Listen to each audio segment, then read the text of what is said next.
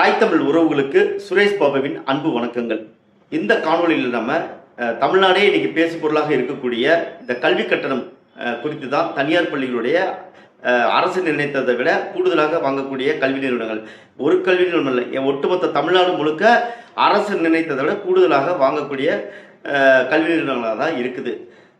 இதற்கு ஒரு பூனைக்கு மணி கட்டுவது யார் அப்படிங்கிற போல இதை கிட்டத்தட்ட ஒரு 15 ஆண்டுகளுக்கு முன்பு இருந்தே இந்த கல்வி கட்டண பிரச்சனைகள் இருக்குது. இந்த கல்வி கட்டண பிரச்சனைகளுக்காக நானும் 15 ஆண்டுகளுக்கு முன்பு கூட நான் போராடி இருக்கேன். அது ஒரு வழக்கமான நிகழ்வு தான். ஆனால் இதில் இப்படி இருக்கிற சூழ்நிலையில் கடந்த 2022ஆம் ஆண்டு லியாகத் அலி அப்படிங்கிற ஒரு நபர் கோயம்புத்தூர்ல இருந்து தகவல் அறிவு உரிமை சட்டத்தில் இந்த ஆர்டிஐல ஒரு கேள்விகளை அவர் கேட்குறாரு, ஒரு தகவலை கேட்குறாரு. எப்படின்னா, இந்த தனியார் பள்ளி கல்வி கட்டணம் எவ்வளோ, அதை எங்களுக்கு தெரிய மாட்டேங்குது, அதை வெளிப்படையாக அறிவிக்கணும் அப்படின்னு ஒரு தகவலை கேட்குறாரு. உங்களுக்கே தெரியும், தகவல் உரிமை சட்டத்தில் முடிந்த அளவுக்கு தகவலை வாங்குறது ரொம்ப பெரிய சிரமமாக இருக்குது. அப்படி ஏன்னா இன்னைக்கு சரியாக இருந்ததுன்னா இந்த தகவலுக்கு 2022 தீர்வு கிடைச்சிருக்கணும். ஆனால் நம்ம 2026 தான் இதை பற்றி நம்ம பேசிகிட்டு இருக்கோம்.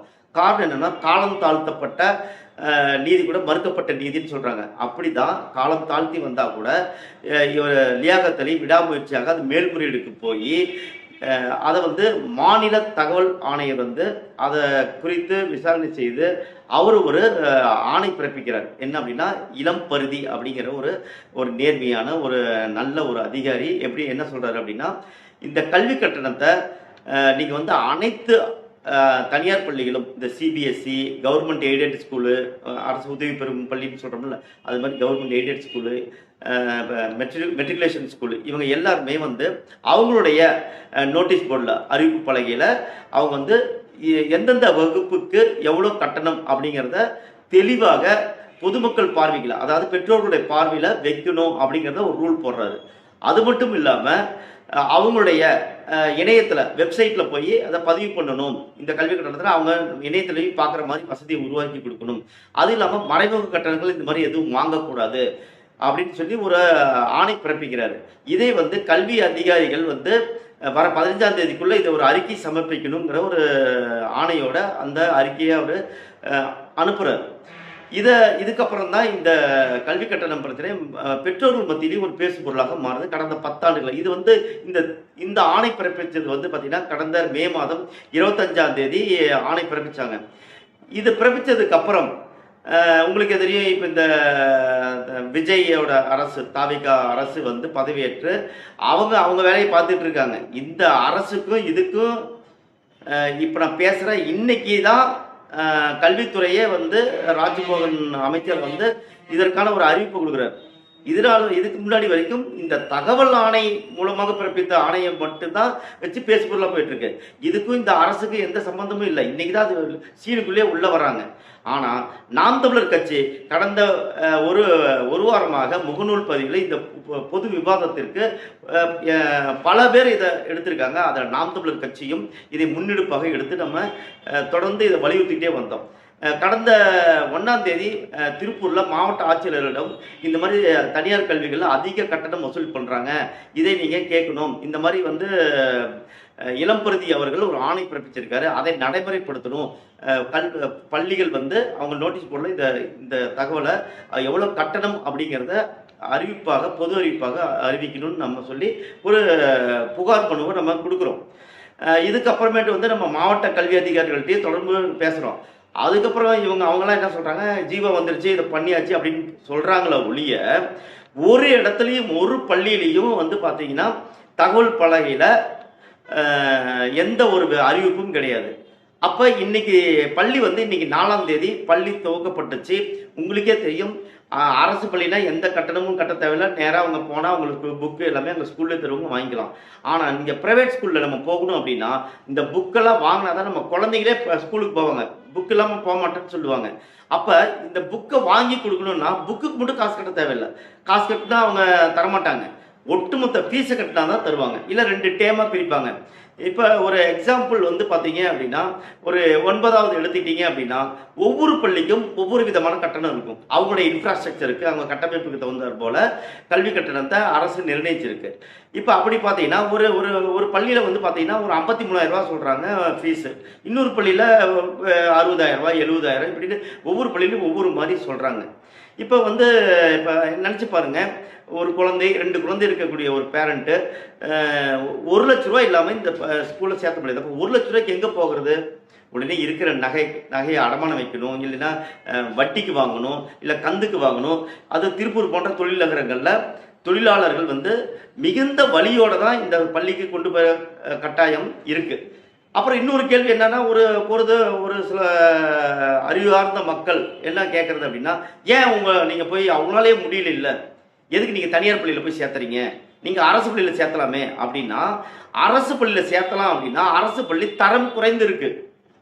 கட்டமைப்பு இல்ல, சரியான கழிப்பிட வசதி இல்ல, பெஞ்ச் டெஸ்க் அந்த அளவு சரியானது இல்ல, எப்போ இடிஞ்சு விழுவுங்கிற பயத்தோட இருக்கு.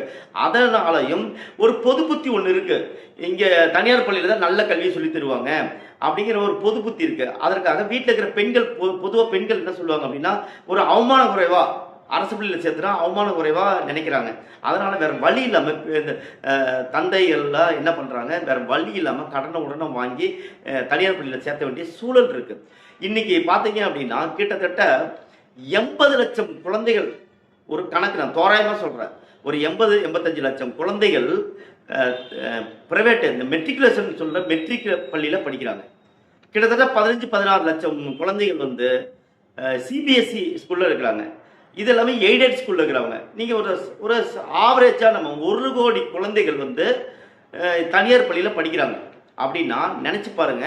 இன்னைக்கு ஒரு கல்வி கட்டணம், அரசு நிர்ணயித்த கல்வி கட்டணம், நான் முன்னே சொன்னேன், ஒரு 50,000 55,000 ஒரு பிரைவேட் ஸ்கூலில் கேட்குறாங்க, ஒரு 9வது வகுப்புக்கு கேட்குறாங்க அப்படின்னா, கவர்மெண்ட் அலாட் பண்ணது 35,000 தான் இருக்கு அப்படின்னு வச்சுக்கோங்க. கிட்டத்தட்ட 15-18,000 டிஃப்ரெண்ட்ல கேட்குறாங்க. இப்போ ஆவரேஜா நீங்க வச்சுக்கோங்க, 1 கோடி குழந்தைகளுடைய கல்விக்கு அந்த அதிகமாக கட்டுறது ஒரு 10,000 ஆவரேஜா வச்சுக்கோங்க. 10,000 கோடி ரூபாய் பெற்றோர்கள் அரசு நிர்ணயித்த கட்டணத்தை விட அதிகமாக கட்டுறாங்க. நினைச்சு பாருங்க எவ்வளவு ஒரு அவலமா இருக்கு. கல்வி நம்ம உரிமை அப்படின்னு இருந்தும் கூட, நம்ம எவ்வளவோ பேசணுமா கூட வேற வழி இல்லாம நம்ம இன்னைக்கு இந்த மாதிரி பள்ளிகளில் நம்ம போய் படிச்சு தான் ஆகணும் அப்படிங்கிற சூழல்ல இருக்கும்போது, இதை சரியாக பயன்படுத்தி இந்த கல்வி தந்தைகள் இருக்காங்க பாருங்க, கல்வியை சேவையாக தான் செய்யறேன்னு சொல்லக்கூடிய இந்த கல்வி தந்தைகள் எப்படிதான் இவ்வளோ கொள்ளை அடிச்சுட்டு ஊருக்குள்ள வெள்ளை சொல்லையுமா சுத்துறாங்கன்னு தெரியல. கொஞ்சம் கூட கூச்சமே இல்லாம, குற்ற உணர்வே இல்லாம அவங்க இவ்வளோ ஒவ்வொரு பள்ளியும் கோடியில கொள்ளை அடிச்சுட்டு பொதுவெளியில கல்வி தந்தைகளாக பொது நிகழ்வுகளை கலந்து கொண்டுட்டு இருக்காங்க அப்படின்னா, இவங்க அப்பட்டமாக தெரியுது, அப்பட்டமாக இவங்க கொள்ளையடிக்கிறாங்கன்னு தெரியுது. ஏன்னா கல்வி இப்போ நம்ம ஒரு பொருளை வாங்குறோம், எம்ஆர்பி விலையை விட அதிகமாக கேட்டால் அவங்க கிட்ட சண்டைக்கு போகிறோம். ஆனால் பெற்றோர்கள் இது கண்ணுக்கு தெரிந்து இந்த தவறு நடக்குது, வேற வழி இல்லாமல் இந்த தவறுக்கு அவர்களும் உடந்தையாக இருக்கிற சூழல் இருக்கு. காரணம் என்னன்னா, நாம ஏதோ பள்ளியில் போய் கேட்டோம்னா நம்ம பையனை மட்டும் நம்ம குழந்தைகளை ஏதாச்சும் பண்ணிடுவாங்களோ அப்படிங்கிற ஒரு அச்ச உணர்வு இருக்கிறதுனால, இப்போ நம்ம வீட்டிலேயே என்ன சொல்லுவாங்க, வேணாங்க நீங்கள் எதுக்குங்க கம்முன்னு கேட்குற காசை கட்டிட்டு போங்க, நாளைக்கு நம்ம குழந்தைங்களோட படிப்பு கெட்டு போயிடும் அப்படிங்கிற ஒரு அந்த பயத்தை வந்து சரியாக பயன்படுத்தி, அந்த சூழலை சரியாக பயன்படுத்தி இந்த கல்வி தந்தைகள் கோடிக்கணக்கில் தமிழ்நாடு முழுக்க கிட்டத்தட்ட ஒரு ஆவரேஜா ஒரு 5,000 ஸ்கூலுக்கு வச்சுக்க, இந்த 15,000 முதலாளிகள் பல ஆயிரம் கோடியை வந்து இவங்களுக்கு போய் சேருது. அப்ப இவர்களுக்கு யார் துணையா இருக்காங்க அப்படின்னு பார்த்தா இந்த மாவட்ட கல்வி அதிகாரிகள் இருக்காங்க பாருங்க, சிஇஓ, எஜுகேஷன் ஆஃபீஸர், இந்த மாதிரி இஓ யாராவது இருப்பாங்க. இதை இவங்க கண்டுக்க மாட்டாங்க. இப்போ நான் ஒன்றும் இல்லை, நாங்கள் வந்து 1ஆம் தேதி புகார் கொடுத்து இந்த மாவட்ட அதிகாரி திருப்பூரில் இருக்கிற மாவட்ட அதிகாரிகிட்ட நான் தொடர்பு கொண்டு நான் பேசும்போது அவர் என்ன சொல்கிறாங்க, நாங்கள் ஜீவாவிற்கு நேற்று தான் வந்திருக்குன்னு சொல்கிறாரு. ஆனால் செய்தியில் பார்த்தீங்க அப்படின்னா எப்போவே அவர் வந்து இளம்பருதி வந்து ஆணை பிறப்பிச்சிட்டாரு. அவர் வந்து கோர்ட்டு மூலமாக 15ஆம் தேதிக்குள்ளே எங்களுக்கு அந்த நீங்கள் என்ன பண்ணிருக்கீங்கிறது தகவலை கொடுக்குன்னு கேட்குறாரு. கவர்மெண்ட் இன்னைக்கு ராஜ்மோகன் அவர்கள், பள்ளிக்கல்வித்துறை அமைச்சர் ராஜ்மோகன் அவர் வந்து காணொலி வாயிலாக சொல்றாரு, இந்த மாதிரி ஸ்ட்ரிக்டாக நாங்கள் ஃபாலோ பண்ணுவோம், இதுக்கு முன்னாடி இருக்கிற ஆட்சி மாதிரி இல்லை அப்படின்னு. ஆனால் இது தெரியாமையே இந்த தாவேகா நண்பர்கள் எவ்வளோ இந்த பிரச்சனையை ஒரு விஜய் தான் பண்ணாரு அப்படின்னு. விஜயே பண்ண மாதிரி இருக்கட்டும், இந்த கொள்ளையை அவர் தடுப்பாரா? தடுக்கணும். அதுதான் பெற்றோரோட இது. இங்கே கட்சி பாகுபாடுலாம் கிடையாது. அவர் தடுத்தா சந்தோஷம், வரவேற்கிறோம். ஆனால் இன்னைக்கு தடுக்கிற சூழல் இருக்கா அப்படின்னா, இந்த திராவிட கட்சிகள் கடந்த 60 ஆண்டு காலமாக இந்த தனியார் கல்விக்கு கொடுத்து ஒட்டுமொத்த கல்வியவே வியாபாரமயமாக்கி வச்சிருக்காங்க. இன்னைக்கு ஒரு தொழில் செய்யறது, ஒரு நல்ல தொழில், சிறந்த தொழில் எப்படி அப்படின்னா ஒரு ஸ்கூல் ஆரம்பிக்கிறது தான் சிறந்த தொழில். ஒண்ணுமே பெரிய, அதாவது ஒரு இன்ஃப்ராஸ்ட்ரக்சர் இதெல்லாம் போட்டோம்னா கோடியில சம்பாதிக்கலாம். நல்ல சம்பாதிக்கக்கூடிய ஒரு தொழிலாக இன்னைக்கு பார்க்கப்படுது இந்த கல்வி தந்தைகள். முளைச்சி வந்திருக்காங்க பாரு, இந்த கல்வி தந்தைகளோட திட்டம் பெரும் கொள்ளையடிப்பது தான் இந்த கல்வி தந்தைகளோட திட்டம். அதற்கு இந்த அரசு அதிகாரிகள், இந்த மாவட்ட கல்வி அதிகாரிகள் இவங்களாம் துணை போகிறாங்க. இன்னைக்கு அறிவிப்பு பண்ணி கூட, இன்னைக்கு இந்த காணொலி இன்னைக்கு நான் டவுன்லோட் பண்ணுறேன், இல்லை நாளைக்கு நான் வெளியே இந்த யூடியூப்லேயோ வேற எதையோ சோசியல் மீடியாவில் நான் வெளியிடுறேன்.